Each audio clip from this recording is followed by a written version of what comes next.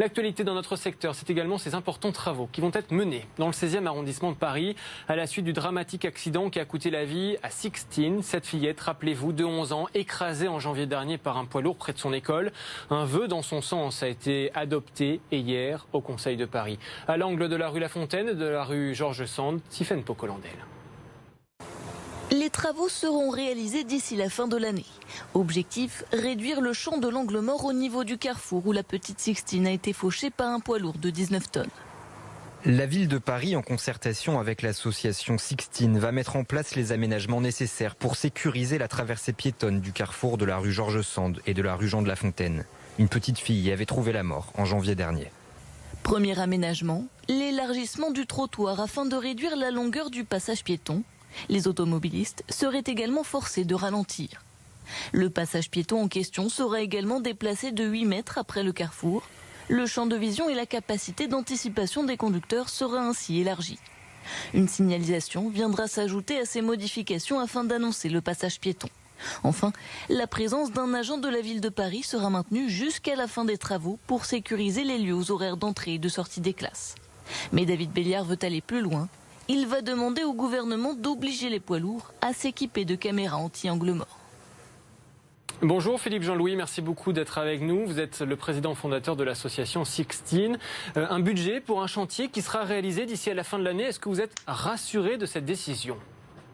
Oui, rassuré après 8 mois de combat acharné au quotidien. 8 mois de combat, vous l'avez dit. Est-ce qu'il n'y avait pas finalement urgence? Parce que cet accident, il y a eu, vous l'avez compris, il y a 9 mois, pour vous téléspectateurs. Il y a eu tout de même une rentrée scolaire depuis. La mairie du 16e arrondissement s'était même engagée à faire quelques aménagements. Que s'est-il passé depuis 9 mois?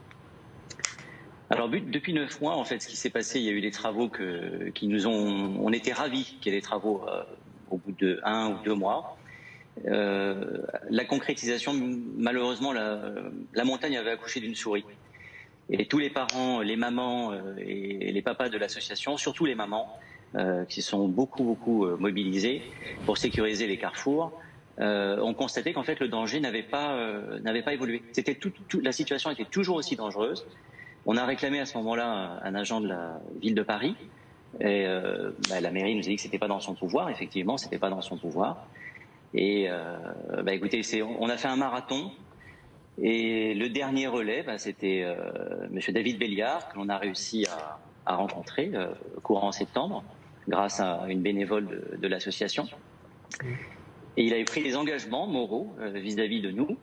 Et je suis ravi de constater que le vœu présenté par Anna Seba a été validé. Il a été au-delà puisqu'il s'est engagé à faire tous les travaux qui étaient convenus lors de ce rendez-vous mi-septembre entre David Béliard et l'association Sixtine que je représente, c'est-à-dire des parents, des mamans, des papas qui ont été très touchés par ce drame qui avait frappé une famille de notre quartier. Ouais, on imagine David Béliard qui va même plus loin, le maire adjoint à Paris, à la transformation de l'espace public, qui souhaite également réglementer les poids lourds qui n'ont pas de dispositif anti-angle mort. Est-ce que vous soutenez cette mesure ?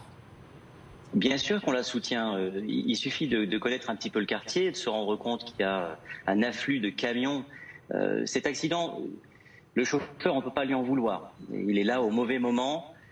C'est un mauvais timing. C'est un horrible concours de circonstances, mais qui a été potentialisé par une infrastructure routière qui est mal conçue. C'est la 3e fois qu'il y a un accident au même carrefour. C'est la première fois, malheureusement, qu'il y a un drame. Et tout ça est fait en mémoire de la petite Sixtine et de sa famille. Et si vous voulez, quand il y a un drame qui frappe une famille comme ça aussi violemment, on ne comprend pas, moi en tant que papa et toutes les mamans qui nous entourent et les quelques papas qui sont là quand même, on ne peut pas comprendre qu'il n'y ait pas une urgence, que ce ne soit pas une hiérarchie des priorités.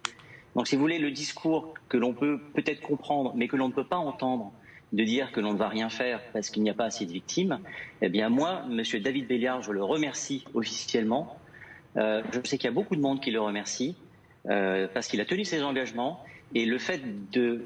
Nous, ce que l'on a demandé à un moment donné, c'était éventuellement qu'il n'y ait pas de camion qui fasse de livraison au moment où les enfants, l'afflux le plus important, les enfants dans la rue, entre 8h du matin et 9h, par exemple.